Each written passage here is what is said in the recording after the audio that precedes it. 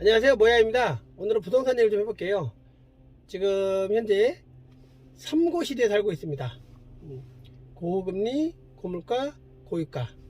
이 3고 시대에는 투자를 안 하죠. 부동산 가격도 지금 막 폭락한다 하락하고 반값인데도 있잖아요.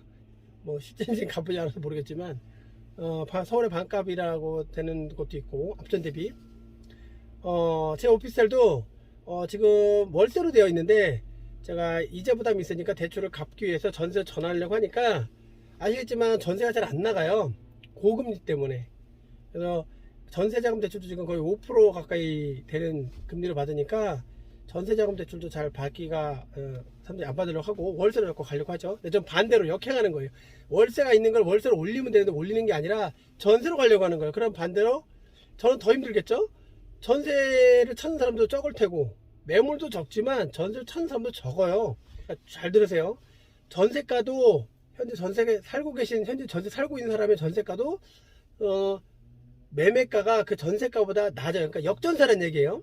역전세. 현재 역전세가 되어 있는데 아직 팔질 않았던 것 뿐이죠.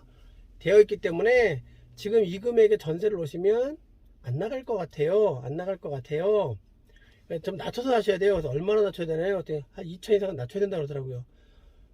그 제가 생각한 금액은 아니에요. 그래서 제가 다른 말은 안 했어요. 그냥 그 금액에 임대 놓아주세요 하고 그냥 얘기했어요. 근데 그 사람들은 받으면 네 알겠습니다 진행해 드릴게요 해놓고 알아요. 습성을 해놓고 에휴 세상 물정 모르고 지금 현재 세상 물정 모르고 하는 사람이네. 에휴 젊은 사람이 그거 딱 덮어버려요. 사는 사람에서 보여주지도 않아요. 제일 싼 것부터 지금 막 보여주기 시작했겠죠. 저는 자신 있던 게 뭐냐, 처음에 이 오피스텔을 투자할 때 그 건물이 가장 좋은 위치에 있는 건물이었고 수요가 가능하고 게다가 그 해당 층수와 평형이 뷰도 그렇고 그 상태도 그렇고 제일 좋다, 가장 큰 평수였다, 그거를 생각하고 그다음 임대료도 적었단 말이에요. 그래서 그거를 투자한 거죠. 저 손해보는 게 없고. 그래서 지금 현재 그 물건을 내놨을 때 한 그 주변에 부동산이 그 공장이 되어서 부동산이 한 20몇 개인가 있었어요. 거의 건너편까지 하면 50개가 가까이 돼요. 부동산만 거의 50개, 사무실이. 그 중에 제 건물에 해당 건물에 근처에 있는 부동산이 한 30군데 됐는데 다 전화했어요. 다 전화해서 해당 호수를 얘기하고 다 세를 놨어요. 그 금액이면 다 그냥 예 알겠습니다 그래서 다 봤죠. 그리고 말했죠. 덮어두고 에휴 사용 좀 모르네. 매매가가 지금 전세가보다 2, 3천만 원 싼데 지금 무슨 얘기 하는 거야. 그거보다 낮게 해도 나갈까 말까인데 찾는 사람도 없는데. 그럼 얘기하면 근데 지금 찾는 사람이 좀 없네요 뭐 이런 식으로 얘기를 해요. 이해합니다. 하지만 저 고소하고 그냥 내놨습니다. 왜냐, 자신이 있었기 때문에. 자신 있고 여유도 좀 있었어요. 몇 달간 공시로 여유는 있었다 생각해서 내놨어요. 근데 나갔습니다. 한 부동산 내놓고 20일 좀 지났나? 연락이 왔어요. 법인회사가 기숙사로 좀 쓰려고 하는데 외국인 근로자예요. 기숙사를 쓰려고 하는데 괜찮겠냐? 그래서 저는 처음에 제가 이 오피스텔 얘기했는지 모르겠는데 이 오피스텔을 딱 찍어서 계산했던 게 뭐냐면, 제가 오피스텔을 좋아하진 않아요. 근데 이걸 딱 했던 이유가 이게 공장지대에 있고 주변에 특별한 오피스텔 그 합법적인 그 주거 형태로 할 수 있는 게 없고, 그 다음에 이 층수가 괜찮고 평수가 가장 크다. 그 얘기는 일반 사람이 가정집으로나 아이가 없는 신혼부부가 쓰기도 괜찮다. 공장되니까 아이 키우기 어려워요. 좋지 않아요? 하여튼 그렇다. 그 두 번째 차선책 플랜 2에서는 만약에 일반적인 사람 거주로 하는 주거 형태가 없다고 하면 뭘로 사용할까? 공장이 많으니까 기숙사로 쓸 것이다. 분명히 외국인 근로자 기숙사든 국내기숙사든. 왜냐, 그 평수에는 거의 20평 된다고 그랬죠. 그 평수에는 최대 8명이 잘 수 있고요. 넣으면 8명이 잘 수 있고, 빡빡하다는 게 아니에요. 넉넉히 8명이 자요. 잘 수 있고 5명에서 6명은 충분히 무난하게 잘 수 있는 공간이에요. 취사가 가능하고. 그 얘기는 회사에서 자체 건물에 기숙 쓰는 것보다 그런 거를 전세나 월세로 해서 기숙 쓰는 게 좋죠. 근데 키포인트는 이거예요. 회사는 월세로는 잘 안 해요. 은행도 마찬가지로 전세로 한단 말이에요. 그리고 큰 돈을 들여도 전세로 해요. 그리고 전세권 설정을 합니다. 이 지금 계약된 법인이에요. 전세권 설정할 거예요. 그래서 그 이유는 뭐냐, 자기네들은 보장이 되니 얼마 그 전세가가 매매가보다 좀 높던 매매가보다 좀 낮던 그건 크게 관여하진 않다는 얘기예요. 그 금액에 대해서. 왜냐하면 회사 법인은 기업은행이든 무슨 은행이든 가서 기업대출을 받거나 그러면 저리로 받을 수 있고요. 그나마도 받을 수 있고, 또한 회사에 보유형 현금이 있어요. 현금이 좀 있는 회사는 그 현금을 그냥 딱 은행에 넣어놓는 것보다 그런 걸로 활용하는 게, 필요할 때 활용해 놓는 게 오히려 더 이익이기 때문에 그런 계산이 있었습니다. 그래서 그거를 투자를 한 거고, 그게 2년 됐거든요. 2년 좀 넘었는데 2년이 좀 안 됐죠. 지금 매입한 2년 좀 안 됐는데, 안 된 사이에 지금 제가 원하는, 현재 시세 원하는 제가 전세가에 나간 겁니다. 참고로 그 건물에서 전세가가 최고예요. 최근 거래에서 다 싸게 내놓거나 전세 끼고 매매하거나 이런 식으로 하는데, 현재 최고입니다. 현재 그 건물에 역전세가 나 있어요.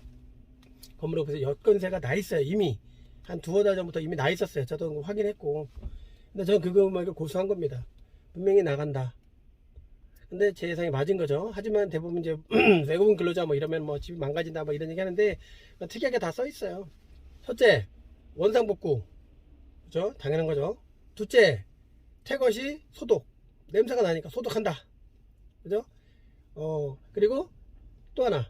셋째, 실내, 주거 공간 내 금연. 그리고 애완동물 금지. 이렇게가 크게 들어갑니다.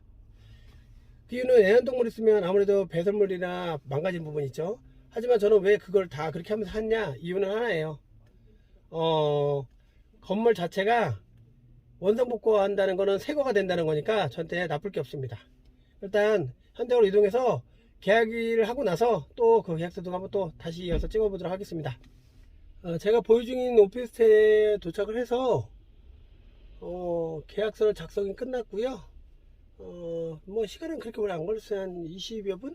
뭐 잔금날 시간 좀 오래 걸리죠. 그때 이제 뭐 법무사도 와서 말수도 해야 되고 뭐도, 그래서 도장을 많이 찍어야 되니까, 끝내야 되니까 이렇게 계약서를 썼습니다.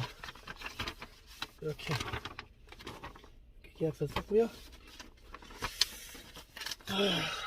뭐 마무리는 다 된 것 같고, 얘기하다가 법인에서 나왔기 때문에 법인 대리 그 회사 직원이 왔죠. 대표가 오진 않으니까.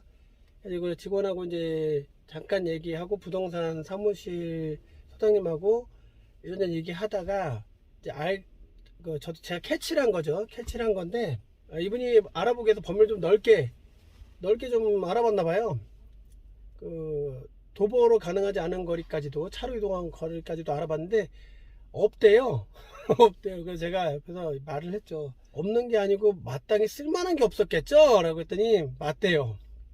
있어도 들어가 보면 뭐 보잘것 없고, 어떤 거는 오피스텔 아시잖아요. 이렇게 딱 붙어서 하는 거. 그 볕도 안 들고 습하고 뭐 그러잖아요.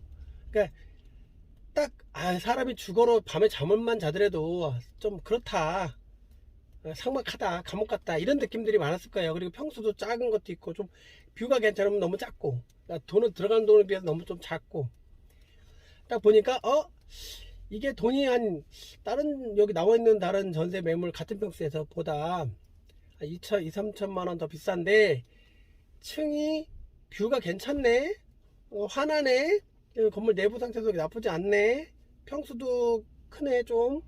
그러니까 그런 걸 딱 따져봤을 때 차라리 조금 뭐 1, 2천 다른 것보다 더 주더라도 이게 낫겠다.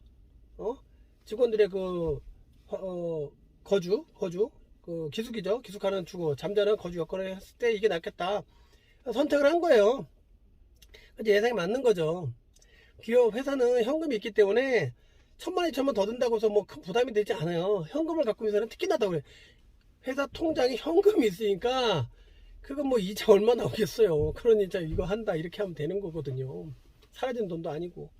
근데 그 예상이 맞는 거죠. 그런 업체들이 있다니까요. 그래서 투자할 때 그냥 막 하는 게 아니고요.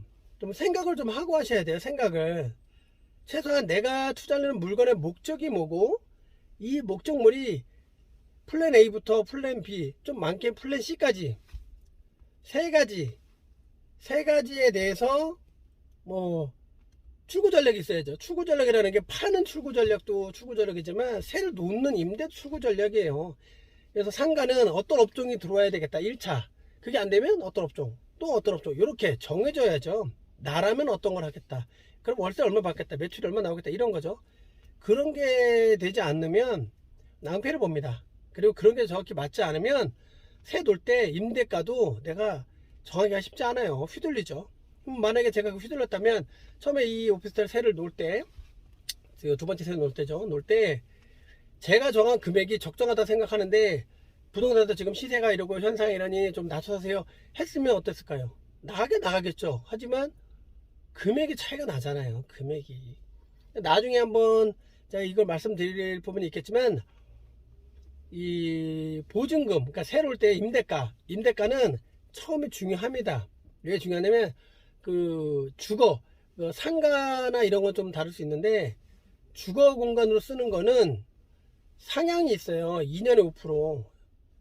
정해져 있기 때문에 1년에 5%인가? 1년, 저는 그냥 2년으로 따져요. 2년에 5%, 5%에서 못 올리게 돼 있기 때문에 전세도 5%, 월세도 5%예요. 그러니까 그 이상은 못 올려요.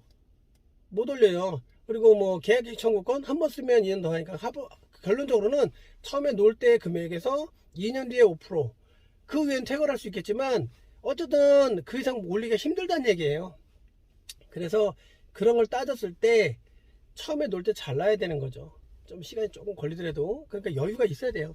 삶의 여유라는 게 돈의 여유도 중요하겠지만 마음, 심리적 여유, 괜찮아요, 나오겠죠 뭐, 이런 여유, 이게 없으면 멘탈이 붕괴됩니다. 그러면 중개업자 소장님들 거래 수수료 먹고 살잖아요. 그래서 이분들은 빨리 계약만 되면 되는 거예요. 그 1천, 2, 3천 차이 이거 중요하다 생각 안 하는 거예요. 싸게 해서 빨리 내보내야 돼, 수수료 먹지, 이 생각이기 때문에 그런 집만 먼저 빼주려고 합니다. 그리고 또 하나는 뭐 수수료 더 드릴게요 뭐 이런 집만 빼주거나, 둘 중에 하나예요. 저는 수수료를 더 준 것도 아니고 세를 높게 받은 거니까 저한테는 플러스죠, 다른 집에 비해서. 이런 점을 좀 생각해 보시고 투자의 관점을 좀 다르게 좀 보셨으면 하는 바람에서 말씀을 좀 드려봤습니다. 잔금이 또 아직 남았기 때문에 그때 또 잔금을 하고 나서 현 상태의 물건이 이제 퇴거하는 세입자가 뭐 뭔가 망가뜨린 게 있는지, 또는 새로 들어올 세입자가 확인했을 때 이게 문제 이상이 있다 해서 뭐 고쳐줄 게 있는지, 그런 것까지 이제 확인해서 그때 한번 또 마지막 마무리죠. 새로운 세입자 마무리에 대한 영상을 또 한번 찍어보도록 하겠습니다. 감사합니다.